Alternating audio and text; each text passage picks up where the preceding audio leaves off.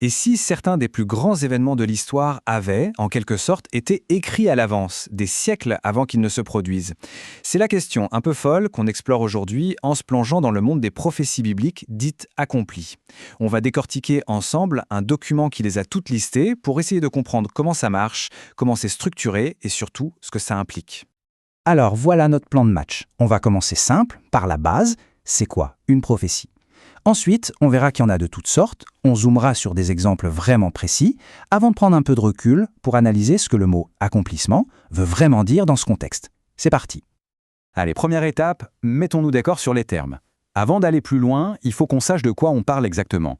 Qu'est-ce qu'une prophétie biblique, du moins selon la source qu'on examine aujourd'hui? En fait, le principe est assez simple à comprendre. D'un côté, on a une prédiction, une phrase écrite dans l'Ancien Testament. Et de l'autre, bien plus tard, parfois des siècles plus tard, on a un événement, une personne, quelque chose qui se passe dans le Nouveau Testament ou dans les livres d'histoire et qui semble correspondre parfaitement. C'est ce jeu de miroir, cet écho à travers le temps qui est au cœur de tout ce qu'on va voir. Et là, attention, on ne parle pas juste d'une ou deux coïncidences un peu troublantes. Le document qu'on étudie en a listé plus de 100. Rien que ce chiffre, ça montre à quel point ce phénomène est central. C'est vraiment un fil rouge qui traverse tous ces textes. Bon, avec plus d'une centaine de prophéties, il a bien fallu mettre un peu d'ordre dans tout ça pour y voir clair. Voyons un peu comment la source a décidé de regrouper toutes ces prédictions en grandes thématiques. La source les a organisées en grandes familles. On a d'un côté celles qui annoncent un Messie, d'autres qui prédisent le destin de la nation d'Israël, la chute de grandes villes ou d'empires. Pour notre analyse, on va se concentrer sur les deux catégories qui sont sans doute les plus frappantes. Et on commence par la catégorie reine, la plus connue, les prophéties dites messianiques. L'idée ici est assez vertigineuse. C'est que la vie entière d'une personne, de sa naissance jusqu'à sa mort, aurait été dessinée en filigrane, des siècles à l'avance, pièce par pièce, à travers tout un tas de textes différents. Cette chronologie, elle illustre parfaitement le concept. Selon la source, chaque grande étape de la vie du Messie aurait été annoncée. Sa naissance, à Bethléem, comme l'aurait prédit le prophète Michée. Sa trahison par un proche, évoquée dans le psaume 41. Et même des détails très précis de sa crucifixion, qui seraient décrits dans le psaume 22.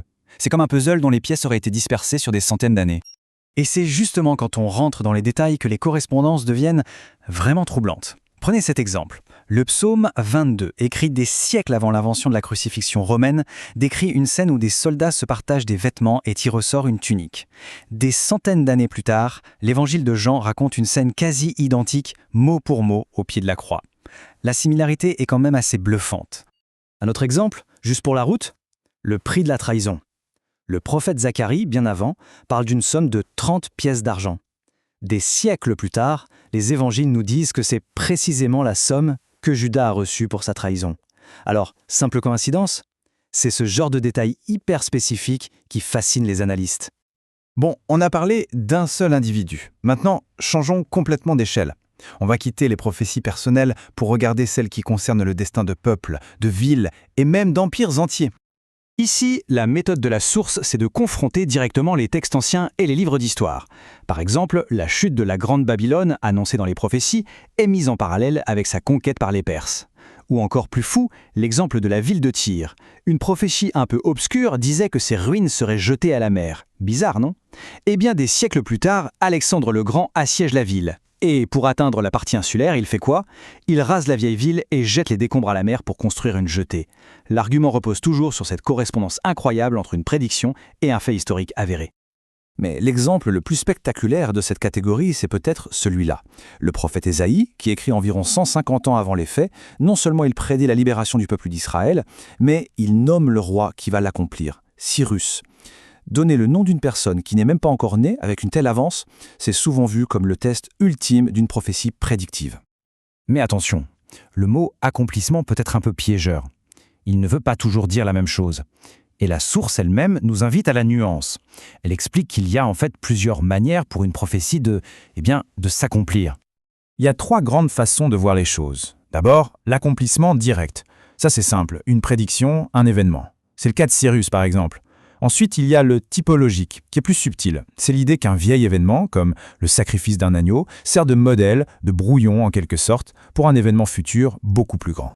Et enfin, il y a l'accomplissement continu, où une promesse ne se réalise pas en une fois, mais se déploie petit à petit, par étapes, au fil de l'histoire. Comprendre ces 3 nuances, c'est la clé pour saisir la logique derrière chaque affirmation.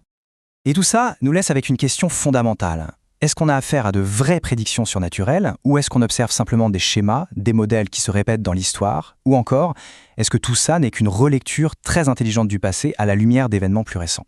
La frontière entre ces trois interprétations est absolument fascinante à explorer. Et c'est sur cette question ouverte qu'on va se quitter.